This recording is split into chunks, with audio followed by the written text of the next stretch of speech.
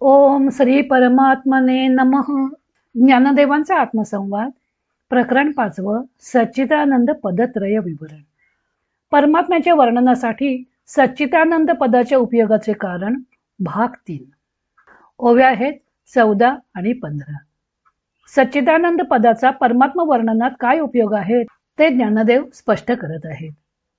ज्ञानदेव म्हणतात, सूर्यचेनी प्रकाशे जे काही जड आभासे तया तो गिवसे सूर्य काही. सूर्याच्या प्रकाशामुळे जे काही जड आहे ते प्रकाशते. त्या जड गोष्टीमुळे सूर्य प्रकाशत नाही. तेवी जेणे तेजे वाचेसी वाच्य सुजे ते वाचा प्रकाशिजे हे के आथी. सुजे म्हणजे सुचते.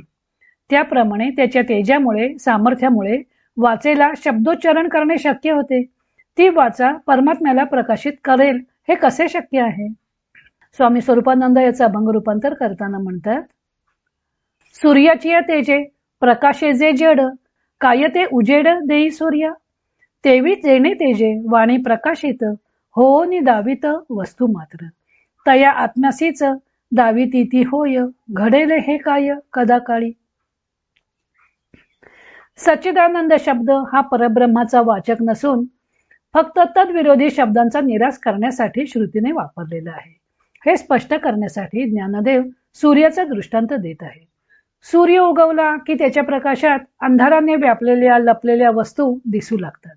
त्यामुळे त्या कोणत्या वस्तू आहेत याचा बोध आपल्याला होतो.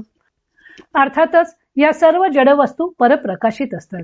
त्या सूर्याला प्रकाशित करू शकतील का.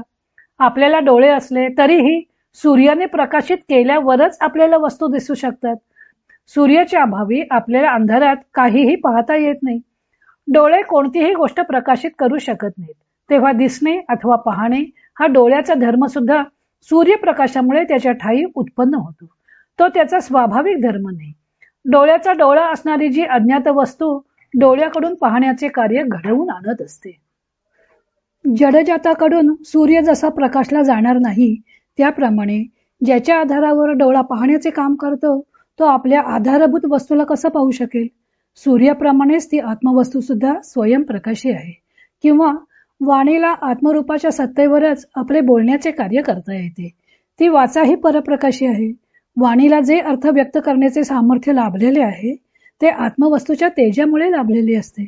मग ती एखाद्या गोष्टीला विषय करून त्याचे स्वरूप जाणून घेऊन वाचेने त्या वस्तूचे वर्णन करू शकते.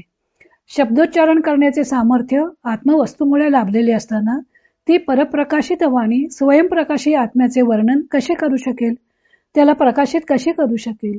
अर्थातच डोळ्यांनी पाहण्यासाठी अथवा वाचेने वर्णन करण्यासाठी एखादा विषय हवा. तो डोळ्यांनी दाखवायला हवा तर वाणीने त्याचे वर्णन करता येईल. परंतु आत्मा अथवा परमात्मा हा कोणत्याही इंद्रियाचा विषयच होत नाही तर त्याचे वर्णन वाणीनं कसं करता येईल. पुढे सच्चिदानंद पदातील 3 पदे द्रष्ट्याला स्वस्वरूप दाखवून कशी विरून जातात ते अनेक दृष्टांतांनी ज्ञानदेवांनी स्पष्ट केले आहे. तो भाग आपण उद्या पाहू.